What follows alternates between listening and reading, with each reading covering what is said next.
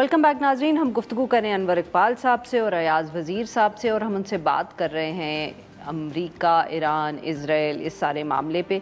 अब अयाज साहब, ये जो अनवर साहब ने तो बात की ईरान के हवाले से, मगर ऑब्वियसली अब जब ये थोड़ा मामला ठंडा हुआ है तो बहुत से लोग अब दोबारा वो एब्राहम अकॉर्ड्स का भी जिक्र कर रहे हैं, और ये भी बात कर रहे हैं कि वो सदर ट्रंप की, क्योंकि वो पिछली प्रेसिडेंसी के दौरान उनका जिक्र पहले हुआ था, तो अब वो कोशिश करेंगे कि उस तरफ मामला जाए और शायद उसकी वजह से गज़ा के में जो हमले हो रहे हैं उनको भी रोका जाए। Do you think that's possible? क्योंकि अब ख़ास तौर पे सर, क्योंकि अब जब ये कॉन्फ्लिक्ट रुका है तो फिर तवज्जो वापस गजा पे तो जाएगी ही सही।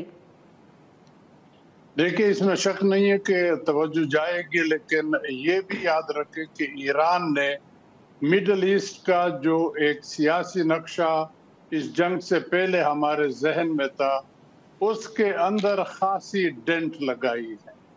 अब वो चीज मिडल ईस्टर्न पॉलिटिक्स या जो नक्शा अमेरिका का होगा या यूरोप का या इजराइल का, मेरे अंदाजे में वो उस तरह नहीं चल सकेगा, बल्कि वो अरब ममालिक जिनका इजराइल के साथ सफारती ताल्लुकात है, सफारत खाने हैं, तो वो शायद उसको रिवर्स करने पे सोचने पे मजबूर होंगे, क्योंकि हालात बड़ी तेजी से बदल रही हैं। हालात वो नहीं रहे जो ट्रंप के पहले दौर में थे, जबकि उसने खुद इजराइल के कैपिटल से अपना दारुल खिलाफा इधर बैतुल मुकद्दस, तल अबीब से बैतुल मुकद्दस ले आए। He was the first one के उसकी बुनियाद रख ली सफारत खाने यहाँ लाने के, लेकिन वो हालात दूसरे थे। आज के हालात मेरे ख्याल में कंप्लीटली बदल गए, और फिर ये हमें नहीं भूलना चाहिए कि इस खिते पे सिर्फ अमेरिका की नजर नहीं है, इसमें दो और भी बड़ी ताकतें, चीन और रूस, वो भी इस रीजन में और खासकर ईरान के साथ बड़े गहरे जाती ताल्लुकात है, जाती इंटरेस्ट हैं। तो वो इसको ऐसे नहीं छोड़ सकते कि इजराइल जो चाहे वो करे या अमेरिका जो चाहे वो करे। और न मेरा ख्याल है इजराइल अब उस पोजीशन में जहनी तौर पे या सियासी तौर पे है कि इब्राहिम कार्ड आगे बढ़ा दे। वो एक जमाना था मेरे ख्याल में, बिल्कुल ठीक सर। अगर मर नहीं गया तो बीमार तो जरूर हो गया। अनवर साहब, आपने सुनी अयाज साहब की बात, मतलब कि बहुत अहम। एक तो वो कह रहे हैं ज़माना गुजर गया, दूसरा वो कह रहे हैं कि जिन लोगों के, जिन ममालिक के ताल्लुकात हैं इजराइल के साथ, वो भी उनके बारे में सोचेंगे। आप इत्तेफाक करते हैं सर? इसराइल से देखिए, मगरिब के ताल्लुकात तो रहेंगे, क्योंकि मगरिब इसराइल की प्रोटेक्शन अपनी जिम्मेदारी समझता है। सर मैं मिडिल ईस्ट के अरब ममालिक की बात कर रही हूँ। अरब ममालिक की बात, जहाँ अभी कुछ कहना मुश्किल है। मेरा अपना ख्याल है कि सदर ट्रंप को बड़ी ख्वाहिश है कि उनको तारीख में एक ऐसे सदर के तौर पर देखा जाए जिन्होंने बड़े बड़े काम किए, और एक बड़ा काम वो ये करना चाहते हैं कि दुनिया में जो पुराने झगड़े हैं उनको निपटाया जाए, जैसे कश्मीर का इंडिया पाकिस्तान के बीच झगड़ा है, या मिडिल ईस्ट का है, इसराइल और अरबों का झगड़ा है, और अब्राहम्स अकॉर्ड जो है उसको वो इम्प्लीमेंट करना चाहते हैं। और वो तीन ममालिक जो है उनकी अहमियत को समझते हैं। एक तो इसराइल ज़ाहिर है, उसको अमेरिका उसकी फुली सपोर्ट करता है, उसको प्रोटेक्ट करता है। दूसरी तरफ जो है सऊदी अरब का एक रोल देखते हैं वो, और फिर ईरान को भी वो माइनस नहीं करते। तो मेरा ख्याल ये है कि कोशिश अभी तो ये होगी कि किसी तरह ऐसी सूरत हाल क्रिएट हो कि अरब ममालिक भी राज़ी हो जाएं और उसमें अब्राहम अकॉर्ड में शामिल होने पे, और सऊदी अरब रिकग्नाइज कर ले इसराइल को। अच्छा, उसमें अब जो एक सिचुएशन क्रिएट हुई कि इसराइल के अंदर भी एहसास हुआ है कि हम इनविंसिबल नहीं हैं, हम पे भी अटैक हो सकता है, सारे डोम्स के बावजूद मिसाइल्स आके गिर सकते हैं। तो फिर उनके यहाँ फिर वो देखिए 7 अक्टूबर वाला जो वाक़या हुआ था, उसमें 1400 इसराइली भी हलाक हुए थे, तो उसका भी उनके ज़हन पे एक बोझ होगा। तो वो ये समझते हैं कि अब मौजूदा हालात में एक आपने देखा कि इसराइल में जो अपोजिशन लीडर्स हैं उन्होंने भी बयान दिया कि गज़ा के में भी अमन करें।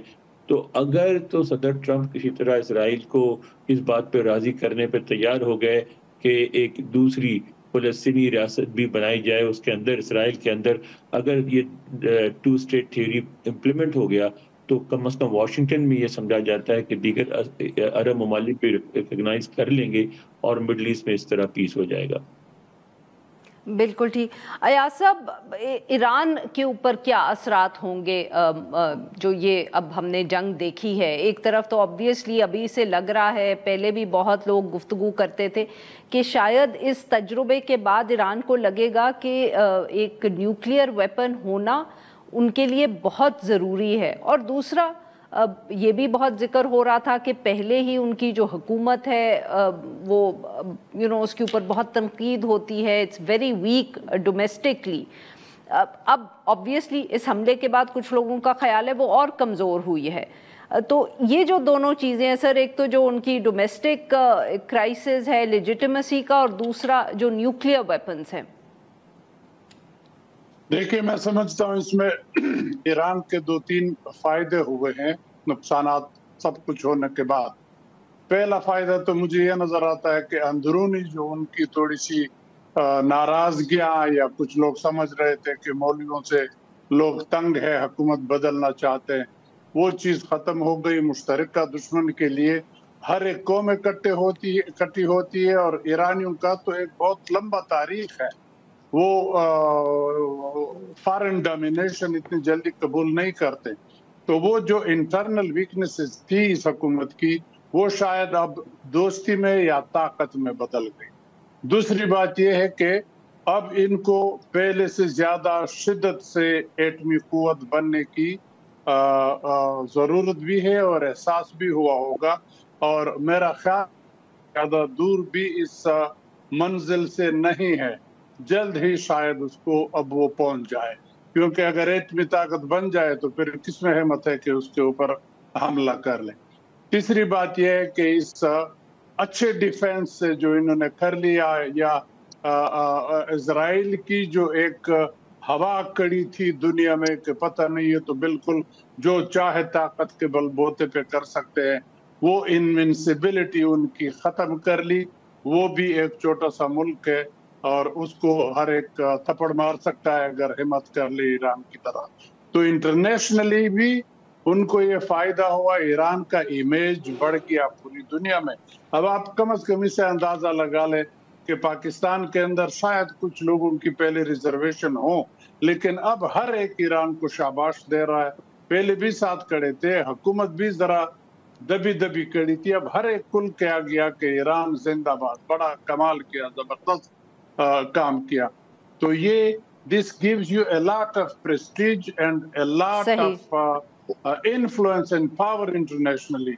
جیسے ہمارا اور ہندوستان کا وہ 4 دن جنگ دیکھ لے، پاکستان ڈپلومیٹکلی کہاں تھا اور اب کہاں کھڑا ہے، اسی طرح ایران بھی اسی طرح بہت اٹھ گیا۔ صحیح۔ انور صاحب، وقت ذرا کم ہے سر، ویری کوئکلی یہ بتائیے گا کہ یہ obviously سارا جو معاملہ تھا تو بہت ذکر ہو رہا تھا رژیم چینج کا، کیا سچ مچ جو امریکی ایڈمنسٹریشن تھی اس کی کوئی دلچسپی تھی ایران میں رژیم چینج میں، یا یہ ہم جس کو کہتے ہیں نا کہ ایک پرانا، کیونکہ وہ نیو کون پلان تو چلا آ رہا ہے تو ہم ازیوم کر رہے تھے کہ اس دفعے بھی وائٹ ہاؤس اسی طرز پہ سوچ رہا ہے؟ دیکھیں، کہا تو یہی جا رہا تھا کہ اس پہ سوچ رہا ہے، کچھ لوگوں نے یہاں باتیں بھی کی، لیکن آپ نے دیکھا کہ یہاں میڈیا میں ضرور ہائی لائٹ ہوا، لیکن ایڈمنسٹریشن نے پورے یہ جو 12 دن تھے اس میں کافی احتیاط سے کام لیا، اور اس لیے ان کے لیے یہ کہنا بعد میں جب صلح ہوئی تو یہ کہ ہم وہ اسی حکومت سے بات کرنے کو تیار ہیں، اور یہی حکومت ہی جو ہے ایران میں ہے، وہ ان کے لیے آسان تھا کیونکہ انہوں نے اس پہ کوئی بڑا سٹینڈ نہیں لیا۔ میرا خیال ہے رجیم چینج کی بات ضرور ہوتی ہے اور خواہش بھی ہے، لیکن وہ یہ بھی سمجھتے ہیں کہ اس کے لیے جس لیول کی انوالومنٹ ہوگی وہ انوالومنٹ نہیں کرنا چاہتا امریکہ۔ دیکھیں، ایران کا رقبہ الاسکا سے بڑا ہے، آبادی 9 کروڑ سے اوپر ہے، افغانستان چھوٹا تھا، آبادی بھی ایران سے بہت کم تھی، اس کے باوجود 20 साल वहाँ फंसे रहे। ईरान में अगर कोई फौजी इन्वॉल्वमेंट होगी तो वहाँ भी 20 साल फंसे रहेंगे और को बहुत ज़्यादा उनको इन्वेस्ट करना पड़ेगा उस फौजी में। ट्रिलियंस ऑफ डॉलर्स का सालाना खर्चा होगा, जिसके लिए अमेरिका तैयार नहीं है। बिल्कुल सही। बहुत बहुत शुक्रिया हमारे दो मेहमानों का हमारे लिए वक्त निकाला। नाज़रीन, यहाँ पे लेते एक छोटी सी ब्रेक, और जब हम ब्रेक से वापस आते हैं तो हम बात करेंगे बजट की।